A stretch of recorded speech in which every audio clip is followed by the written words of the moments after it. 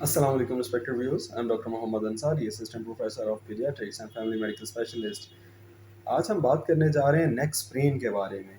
गर्दन में जो दर्द आ जाता है और बाजू का टकराव भी आ जाता है, उसकी वजह क्या होती है और उसको तदारुक कैसे किया जा सकता है, इलाज कैसे किया जा सकता है घर पे और इसका तदारुक कैसे किया जा सकता है।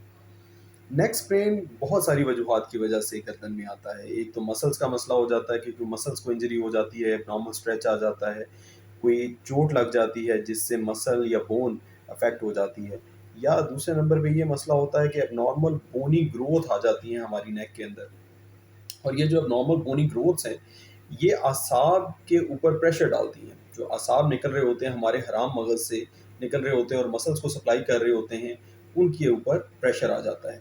या तीसरे नंबर पे ये होता है कि हम रात को सोए होते हैं, या हमने पोस्चर ऐसा बनाया होता है, लॉन्ग ड्राइव कर रहे होते हैं और हमने पोस्चर एबनॉर्मल बनाया होता है जिसमें गर्दन के मोहरे एक दूसरे के ऊपर अच्छी तरह से पड़े नहीं होते।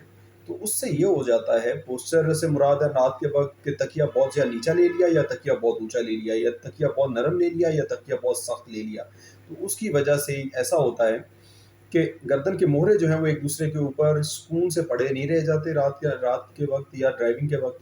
और जब बहुत देर जो है वो एबनॉर्मल पोस्चर मेंटेन रहता है, तो उसकी वजह से सोजिश आ जाती है हड्डी में, गर्दन के मोहरों में सोजिश आ जाती है, और वो सोजिश इर्द गिर्द मौजूद मसल्स को भी मुतासर करती है और अपने इर्द गिर्द जाने वाले असाब को भी मुतासर करती है, जिससे नेक में स्प्रेन आ जाता है, नेक में अकड़ाव आ जाता है। ये दो वजूहत होगी। फिर कुछ लोगों में ऑटो इम्यून यानी क़ुव्वत मुदाफ़ियत का इस तरह का मसला होता है कि उनकी जो खुद की क़ुव्वत मुदाफ़ियत है, वो उनकी अपनी डिस्क के ख़िलाफ़ जो है वो लड़ जाती है। जो डिस्क है या टेंडन है, उसके ख़िलाफ़ क़ुव्वत मुदाफ़ियत जो है वो रिएक्शन कर जाती है। तो उसके साथ मसला होता है, जैसे एंकाइलोजिंग स्पॉन्डिलाइटिस, सर्वाइकल स्पॉन्डिलोसिस। ये इस तरह की बीमारियाँ हैं जिसमें ऑटो इम्यून प्रोसेस होता है, और उस ऑटो इम्यून प्रोसेस के थ्रू यानी इम्यूनिटी नॉर्मल इम्यूनिटी होती है इंसान की, और वो नॉर्मल इम्यूनिटी हमारी गर्दन के मोरों को और मसल्स को अफेक्ट कर जाती है, और हमारे मोरे जो हैं वो अकड़ाव का और उसके इर्द गिर्द के मट्ठे जो हैं वो अकड़ाव का शिकार हो जाते हैं। फिर रूमेटाइड आर्थराइटिस में ऐसे होता है, अर्ली मॉर्निंग स्टिफनेस होती है बहुत ज़्यादा, या पैदाइशी तौर पे मोरों की बनावट में कोई मसला होता है। बाज़ का दो मोरे आपस में जुड़े होते हैं, और ऐसा गर्दन के मोरों में बहुत कॉमनली देखा गया है कि दो या इससे ज़्यादा मोरे आपस में जुड़े हुए होते हैं। फिर एक और वजह ये हो सकती है कि सर्वाइकल रिब हो। सर्वाइकल यानी चेस्ट में से रिब शुरू होने की बजाय जो गर्दन के मोरे हैं, चेस्ट के मोरों से रिब्स जो हैं वो पसलियाँ शुरू होने की बजाय गर्दन के आखिरी मोरे से भी एक पसली बाज़ औक़ात निकल आती है। तो उसमें भी ऐसा मसला होता है।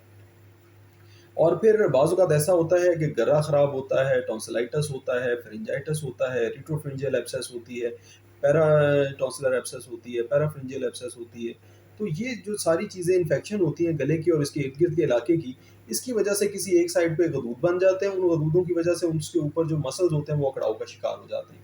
फिर नमकियात की कमी ज़्यादती की वजह से जो है ये मसला लाहक हो सकता है। तो क्या करें इसके लिए? सबसे पहले तो आप अपना पोस्चर जो है वो सही करें। अगर आप बैठे हुए हैं तो आप अपनी गर्दन को जो है वो सीधा रखें।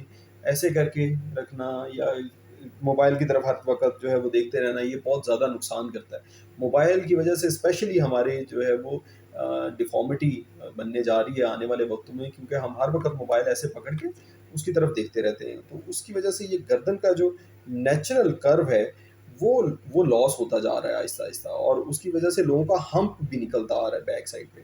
तो ये बहुत बड़ा मसला बनने जा रहा है आने वाले वक़्त में। वैसे तो गर्दन के जो मोहरों का मसला है, वो जितनी आपकी उम्र है 100 में से उतने लोगों को ये गर्दन का दर्द जो है वो होता है, और गर्दन की तकलीफ़ इतने परसेंट लोगों को मुतासिर करती है। यानी अगर आपकी उम्र 40 साल है, तो 40% 100 में से 40% को गर्दन का मसला, या कमर का मसला सॉरी कहना चाहिए, गर्दन का नहीं, कमर सारी का, जिसमें गर्दन भी शामिल है, जिसमें थोरैसिक यानी छाती के से गुज़रने वाली जो रीढ़ की हड्डी है वो भी शामिल है, और पीछे जो है वो पेट के पीछे जो मोरे होते हैं वो भी शामिल हैं, और नीचे सैक्रल एरिया के मोरे भी, यानी पेल्विस के अंदर जो मोरे होते हैं वो भी शामिल हैं।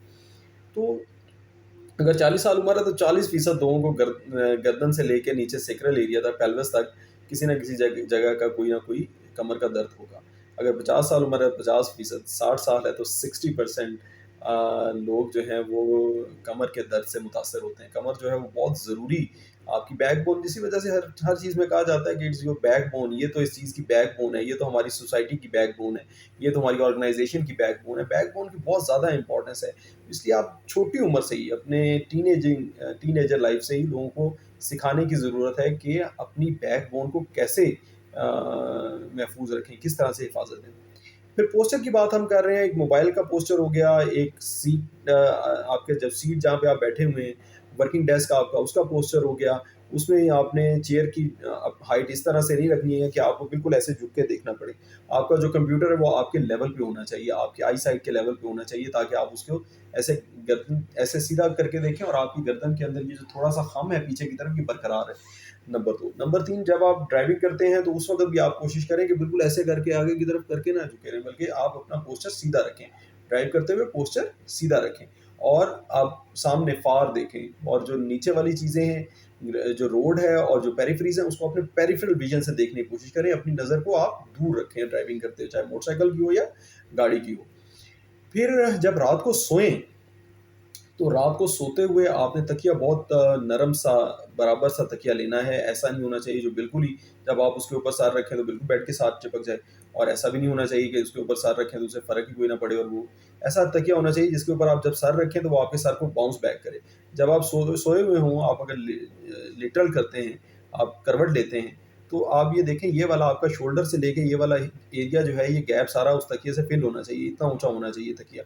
और आपका जब आप सोएँ, तो अगर आपको गर्दन का मसला है, तो फिर आप अपना तकिया यहाँ फँसा के सोएँ, ताकि आपकी सारी की सारी गर्दन को सोते हुए सपोर्ट मिले। तकिया आपका यहाँ फँसा होना चाहिए, आपके शोल्डर और सर के दरमियान, इधर गर्दन के साथ बिल्कुल चिपका हुआ होना चाहिए आपका तकिया। फिर उसके साथ अगर जब आप सीधे लेटे हुए हैं, तो उस वक़्त भी एंगल जो है वो तकरीबन 15 से लेके 30 डिग्री का एंगल होना चाहिए। ये एंगल क्यों हमें जो है वो कम्फ़र्ट देता है, क्योंकि कान के अंदर जो हमारा बैलेंस बरकरार रखने वाली सेमी सर्कुलर कैनाल्स हैं, उनका एंगल भी वही है। तो 15 से 30 डिग्री के दरमियान आपका सर जो है वो उठा होना चाहिए बिस्तर से, तो ये आपको कम्फ़र्टेबल पोज़ीशन आपको लगेगी। फिर उसके साथ आप जब सोएँ, तो अगर आप खुदा ना ख़ास्ता कोई स्लीपिंग पिल लेते हैं, तो फिर उससे ये मसला ज़्यादा होने के चांस है, क्योंकि आप एक ही करवट में सारी रात गुज़ार देते हैं। तो इस अगर स्लीपिंग पिल लेते हैं, तो कोई ऐसी हल्की-फुल्की मेडिसिन लें, जिससे आपको रात के वक़्त मसला ना हो। तो फिर जब एक दफ़ा मसला हो जाता है, तो फिर उसके लिए पेन किलर आप इस्तेमाल करें। पेन किलर इस्तेमाल करें, उसके लिए एनसेड, non steroidal anti inflammatory drug, जो कि पोस्टान भी है, ब्रूफिन भी है, डाइक्लोरान भी है। आपके पास जो है वो सेलिकॉक्सिक भी है, जो कि कॉक्स-2 इन्हिबिटर है, जो कि मैदे को तकलीफ़ नहीं करती है। उसके साथ-साथ कुछ मसाज थेरेपी करें, हल्का मसाज, जब एक्यूट फ़ेज़ हो तो हल्का मसाज करें, बहुत लाइट हैंड से मसाज करें, किस चीज़ का? एंटी इन्फ्लेमेटरी जेल्स का। फिर उसके बाद आपने, जब आपकी ये दर्द बेहतर हो जाए, तो लॉन्ग टर्म आप इससे कैसे छुटकारा पा सकते हैं? अच्छी एक्सरसाइज़ से, अपना पोस्चर मेंटेन करके और एक्सरसाइज़ करके। अब आपकी गर्दन में दर्द है, आपने एक्सरसाइज़ करनी है, और एक्सरसाइज़ कैसे करनी है? ये वाला कान इधर टच करना है, ये वाला कान इधर टच करना है, ताकि आपकी गर्दन के जो पट्टे इर्द-गिर्द हैं, जो टेंडन्स हैं, वो अच्छी तरह से स्ट्रेच हों। आपका जो वर्टेब्रल बॉडीज़ हैं, जो मोहरों की बॉडीज़ हैं, उनको अच्छा-सा मूवमेंट मिले। जो दरमियान में डिस्क है, उसकी अच्छी-सी एक्सरसाइज़ हो। वो जब आप ऐसे स्ट्रेच करते हैं, तो इस तरफ वाला की खून बहाल होता है, जब इस तरफ को स्ट्रेच करते हैं, तो इस तरफ वालों का खून बहाल होता है, जो कि इंटरवर्टेब्रल डिस्क की बात कर रहा हूँ। तो इंटरवर्टेब्रल डिस्क में जो है वो खून की गर्दिश का आना, उसकी रीजनरेशन के लिए बहुत ज़रूरी है, गर्दन के मोहरों की भी और मोहरों के दरमियान की डिस्क की भी। ये अक्सर आपने सुना होगा कि डिस्क हर्निएट कर गई, डिस्क हर्निएट कर गई। तो ये वाला जो है सिचुएशन, इसको इस तरह से आप कवर कर सकते हैं कि आप एक्सरसाइज करें।